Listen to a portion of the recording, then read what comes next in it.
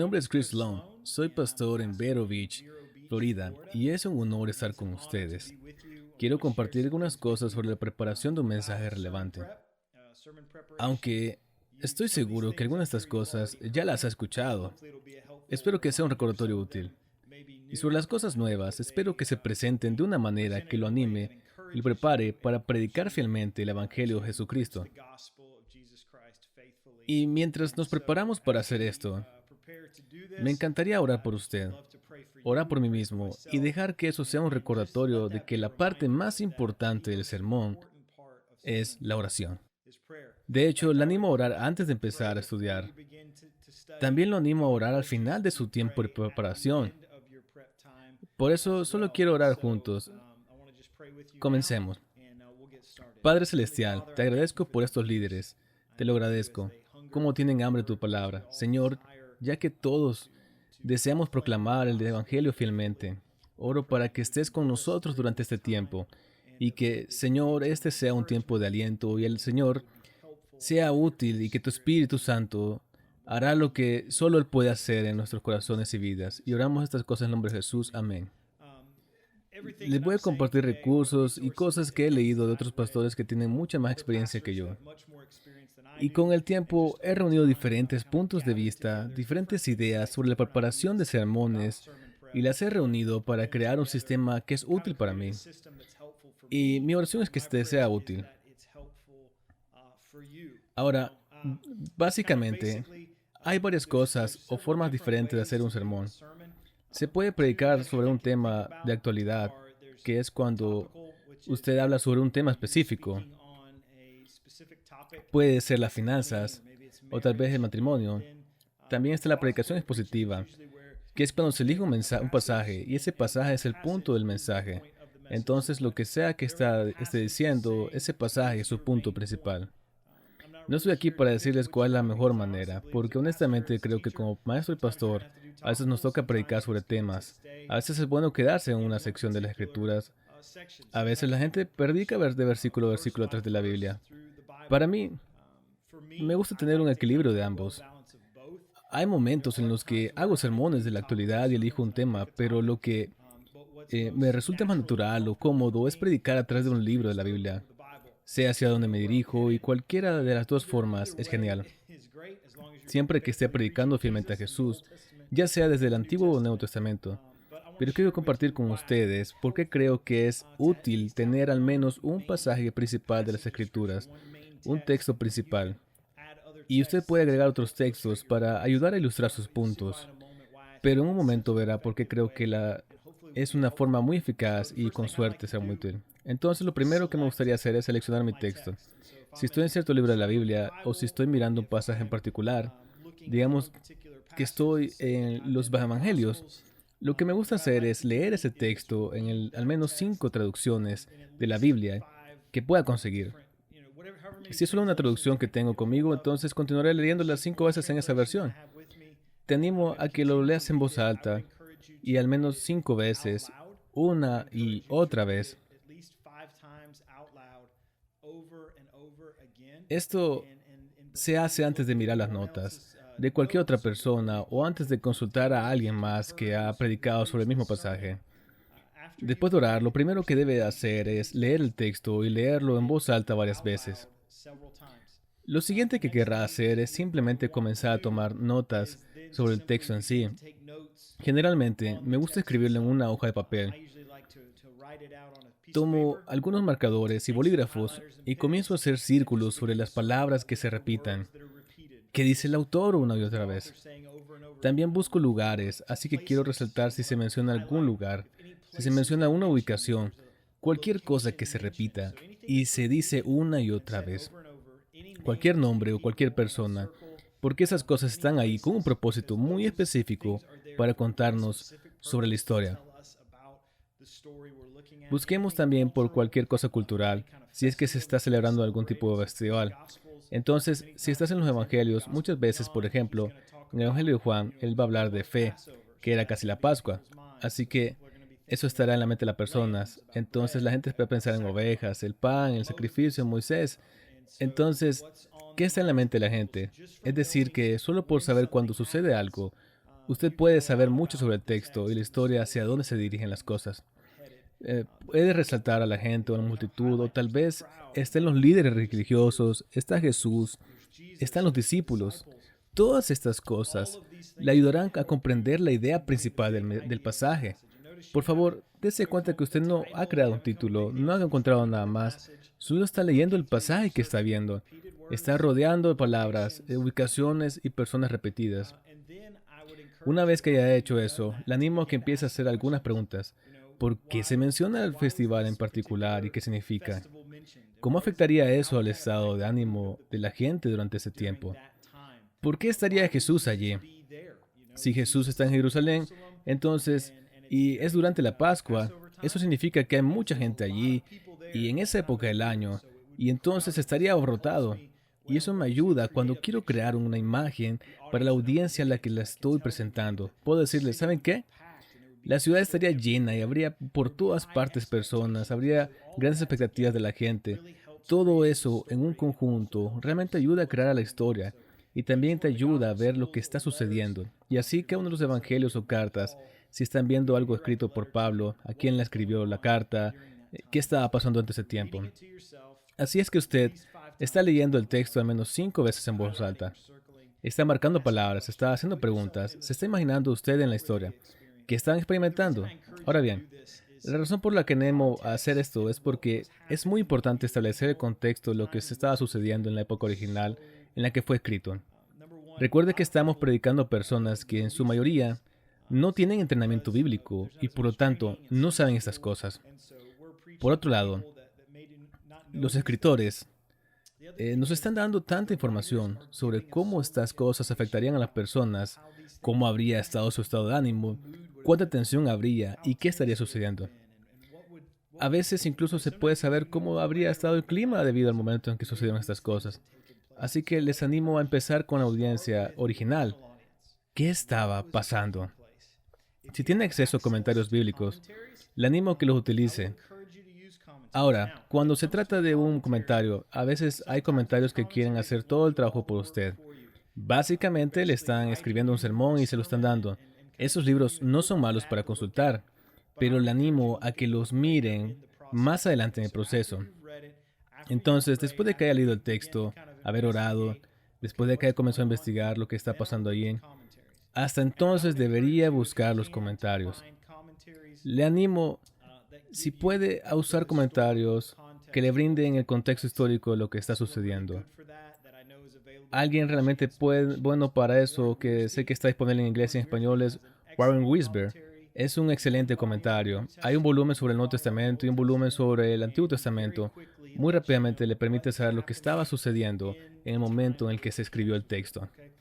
Bien, ahora que tengo eso, después de haber hecho mis preguntas y haber revisado mis comentarios, lo que usualmente hago, o me gusta hacer, es dividir mi texto por versículos. Es decir, en el versículo 1, tal vez usando algunas viñetas, escribo lo que he emprendido sobre ese versículo en particular, sobre el segundo y así sucesivamente. Ahora, esto parece llevar bastante tiempo, pero para cuando lo haya hecho, debería tener un buen bosquejo de este pasaje y saber lo que está sucediendo. Ya ha hecho sus preguntas y así realmente ha dedicado su tiempo a estudiar el texto. Lo siguiente que hago es colocarlo dentro de una especie de esquema que he adaptado a los libros que he leído. Es una idea realmente simple. Básicamente el esquema es así. Yo, nosotros, Dios, tú y nosotros. Me imagino que eso suena un poco confuso, pero lo puede leer en su material. Básicamente, estoy presentando cuál es el problema con el que lidia el texto bíblico. Entonces, cuando leo un evangelio, me hago la pregunta, ¿cuál es el problema central? ¿Cuál es quizás el problema con el que puedo relacionarme? Tal vez se trata de Jesús o los discípulos. Y los discípulos están en la barca y hay una tormenta. Y tienen miedo y no saben dónde está Jesús. Entonces, eso me da la oportunidad para compartir un momento en el que tuve miedo. O tal vez sea algo que me sucedió. Podría ser una anécdota graciosa, puede ser algo grave. Así que esta es la parte del yo. Esto le da una oportunidad de conectarse con las personas que están escuchando. Entonces, tal vez haya leído su texto, haya orado, haya comenzado su mensaje y de repente lo despista por un segundo porque se preguntan, ¿qué es lo que usted está haciendo? Pero usted está compartiendo sobre una ocasión en la que tenía miedo. Ahora, pasamos a la sección de nosotros. Aquí es cuando los invita a ser parte y dice, ¿quién ha estado en esta situación? Y yo sé que todos hemos tenido miedo en diferentes momentos. Piense en lo que desesperado o desamparado que se sintió. Así que esa fue la parte de yo y nosotros. Y luego eso nos prepara para entrar en el texto del sermón. Esa es la porción de Dios. Aquí usted puede decir, todos hemos enfrentado el miedo. ¿Le gustaría saber una historia para saber qué es lo que hace Jesús en una situación en la que los discípulos tienen miedo? Lo que estoy haciendo es tomar toda la sección de las Escrituras que he leído en voz alta, que he marcado en un círculo, a la que he respondido preguntas y por la que he consultado los comentarios y se los voy a compartir a los que me escuchan. La siguiente sección en nuestro esquema es la parte que le hemos llamado tú. Esta parte es donde está reuniendo el paso de acción que desea que tomen. ¿Quieren que haga algo basado en lo que ha mostrado la palabra de Dios? ¿Hay algún comando a seguir? ¿Existe un principio que puedan aprender? ¿Hay algo de lo que necesitan arrepentirse? ¿Algo que necesitan hacer? La idea es impulsar a cada individuo para que lo ponga en práctica en casa. Para terminar, pasamos a la parte de nosotros. ¿Y si todos hiciéramos esto? ¿Qué pasaría si toda nuestra iglesia o qué pasaría si todas las personas reunidas en esta sala tomaran este principio y lo aplicaran a su vida y comenzaran a pintar una imagen de cómo se vería eso en la comunidad o en la iglesia? Así que esta es la gran idea de cómo puse esto junto.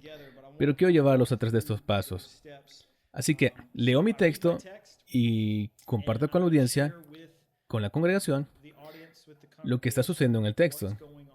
Establezco el tono y digo, esto es lo que está sucediendo. Por ejemplo, nuestra iglesia ha estado en el capítulo 7 de Juan y el capítulo 7 de Juan nos permite saber que Jesús ha estado en Galilea. Pero ahora es el momento de la fiesta de los tabernáculos. Entonces, cuando empiezo a leer este sermón o el texto, lo primero que voy a hacer es dejar que todos sepan, oye, Jesús y sus hermanos están discutiendo sobre la fiesta de los tabernáculos. Bueno, ¿por qué eso importa? Bueno, la fiesta de los tabernáculos era una época en la que Israel recordaría su pasado. Recordarían cuando sus antepasados estaban en el desierto y cómo Dios proveyó cómo vivían en tiendas de campaña y luego también en la tierra prometida, cómo había bendición agrícola y había también cosecha. Pero la fiesta de los tabernáculos también miraba hacia el futuro, cuando vendría el Mesías. Entonces la gente anhelaba el día en que Roma sería derrocada y el pueblo de Dios volvería a ser libre. Entonces, lo que eso nos dice es que la gente está buscando al Mesías en ese momento. También mira su pasado. Y aquí, en este momento, Jesús va a tomar una decisión si va a ir a la ciudad durante este gran festival. Y sus hermanos lo desafiaron y le dijeron, ¿sabes qué? ¿Por qué no vas y por qué no haces milagros en este momento cuando toda esta gente está ahí? Y la Escritura dice que sus hermanos no le creyeron. Entonces lo que estaban haciendo es que se estaban burlando de él. Ellos decían, ¿sabes qué? Si eres quien dice ser, ¿por qué no vas y haces estos milagros? La Escritura dice eso. Jesús dice que aún no es mi momento. No es mi hora. A lo que se está refiriendo es su tiempo para ser crucificado, su tiempo para sufrir y finalmente su resucitar. Jesús sabía exactamente cuándo necesitaba estar en la ciudad y cuándo debía enfrentarse a los líderes religiosos. Entonces, lo que haría es compartir que eso ha creado la tensión. Entonces, era cuando entraba en la sección del yo diría, ¿saben qué? En mi caso, he tenido que enfrentar algunas decisiones importantes y a veces no sé cuál es la voluntad de Dios. ¿Alguna vez te has sentido así? Y al decir eso, ahora lo que he abierto es que todos los demás puedan decir, claro que nos hemos sentido así. Y ahora todos estamos en este mismo viaje. Todos estamos sentados en la habitación, pensando en los momentos y en lo que necesitamos hacer y lo que necesitábamos saber sobre la voluntad de Dios. Jesús dijo que no. Por mucho que fuera este momento emocionante para ir a la ciudad y hacer estos milagros, Jesús sabía cuándo tenía que ir y cuándo tenía que morir. Y entonces, Él conocía la voluntad de Dios. Esto me da la oportunidad de decir, bueno, ¿cómo supo Él la voluntad de Dios? Bueno, a lo largo de las Escrituras, Jesús se fue a un lugar solitario para orar. Y cuando oró, oró a su Padre Celestial. Y eso nos llevaría a nuestra aplicación sobre el conocimiento de la voluntad de Dios. Y ese es el tú, ¿está o estoy adorando? ¿Está teniendo ese tiempo? Entonces, cuando llegue el gran momento de la decisión, usted sabe qué hacer y luego eso nos llevaría a nosotros. ¿Cómo sería si todos nosotros, si todos en nuestra iglesia oráramos y pasáramos tiempo con Dios para conocer su voluntad? Entonces, en un momento crucial, sabríamos claramente qué hacer. Esto me ayuda a seguir el camino y también me ayuda mientras construyo el sermón, porque sé qué partes estoy buscando. Pero quiero animarlos a que no comiencen con la sección yo o la sección nosotros, sino con las escrituras. Y una vez que comience con el pasaje y una vez que profundice en ese texto, el texto le dirá lo que está pasando. Le dirá cómo se sintió las personas, le dirá si hay emoción en el aire y luego podrá desarrollar a partir de esa emoción. Y luego miro mi esquema y digo, está bien, ¿cuál es el dilema aquí que estoy enfrentando actualmente y que estaban enfrentando en esta historia? ¿Cuál es el punto en común en todas las personas de la audiencia con la que podemos relacionarnos todos? Todos hemos sentido así. Tienen personas de diferentes edades, diferentes estilos de vida y creencias que le escuchan. Pero todo el mundo sabe lo que es estar asustado. Todo el mundo sabe lo que es estar decepcionado. Y entonces encontrará eso en el texto y hay que dejar que esa sea la manera de conectarse con ellos y ponerlos en la misma página. Y su objetivo en estas dos primeras secciones es hacer que se inclinen y digan, ok, ¿qué dice la palabra de Dios? Y nuevamente es posible que haya escuchado todo esto antes, pero creo que ahora más que nunca necesitamos más mensajes enfocados en la Biblia. Es muy fácil dejarse llevar por ser inteligente, o tratar de ser emocionante, o una gran ilustración, pero le animo a que nunca el ejemplo o la ilustración sean la prioridad y que no diga, ¿cómo puedo encontrar un sermón para esto? En lugar, empiece con la palabra de Dios, comience con sus propias observaciones. Una vez que tenga todo construido, le animo a que escuche. Si tiene acceso a otros pastores o tal vez otras ideas que haya escuchado de otros pastores para sus ilustraciones. Porque dentro de esa historia, la gente especialmente va a necesitar una especie de pausa atrás del mensaje. Así que cuando realmente se meta de lleno en el texto, a algunas personas les va a encantar y van a apoyarse, tomarán notas y como pastor le encantará. Pero siendo honesto, también habrán personas que al adentrarse en la historia querrán chequear que todo esté correcto. Entonces, una gran ilustración atraerá a la gente. Por eso les animo a que escuchen a otros pastores que hablaron sobre ese mensaje, pero no lo hagan demasiado pronto. Si hace eso al principio, predicará el sermón de otra persona. No lo alentará a dejar que la palabra de Dios le hable. Luego, una vez que ya tenga un esquema, mire lo que otras personas han dicho. Una vez que tenga todas las cosas juntas, permita que esas ideas llenen los vacíos. Y una vez que ha hecho todo eso, una vez que haya puesto todo junto, realmente necesita regresar y editar su mensaje. Eso es lo que quiero decir con eso. Lo animo a tomar el desafío de leer su sermón en una voz alta al menos 7 veces antes de presentarlo a su congregación. Ok, ahora sé que la vida de un pastor es ocupada y no siempre es fácil hacerlo. Soy pastor de una iglesia donde soy el que hace la limpieza, el que limpia el jardín, el que visita a las personas y entonces a veces mis semanas son locas. ¿Verdad? No estoy sentado en una oficina todo el día con toneladas de tiempo en erupción. Así que realmente tengo que luchar por mi tiempo para estudiar y a veces lo hago más tarde en la semana. Pero le animo a luchar por ese tiempo para ensayar y decir el sermón en voz alta. Esto no es como una obra de teatro o una producción. Pero esta es la cuestión. La primera vez que diga estas palabras en voz alta, no debería ser cuando vaya a predicar a esas personas. Creo que este puede convertirse en un proceso de mucha oración. Pero mientras lo dice en voz alta, hay algo diferente en lo que ha escrito y lo que ha dicho. Y cuando se escucha a sí mismo, puede empezar a decir, está bien, quiero decir esto un poco diferente. Y si lee su sermón en voz alta 7 veces, no tiene por qué ser corrido. Tal vez lo haga unos días. Ya sabe, repartirlos en un par de días. Cuando haga eso, el sermón entrará en su corazón. Va a estar en su mente, lo va a conocer muy bien. Y así no tendrá que depender tanto de sus notas. También evitará que usted divague y decir un montón de cosas que distraerán a las personas de la palabra de Dios. Y todo depende de su personalidad. ¿De quién es usted? A algunas personas les gusta tener todo escrito. A otras solo les gusta el bosquejo. Pero le animo a que practique el sermón en voz alta al menos 7 veces. Y mientras lo hace, Encontrar las cosas que desea editar, las cosas que desea cambiar, las cosas que desea eliminar y hacer diferente o mejorar. Le animará a tener un sermón mucho más claro, así que convierta el texto en la parte principal de la preparación de su sermón.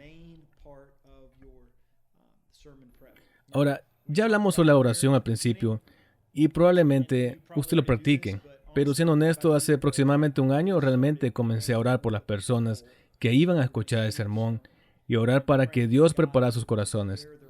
Desafortunadamente, como pastores, debido a que estamos ocupados, muchas veces es fácil decir, está bien, tengo que prepararme y pensar que si oro, reducirá mi tiempo de preparación.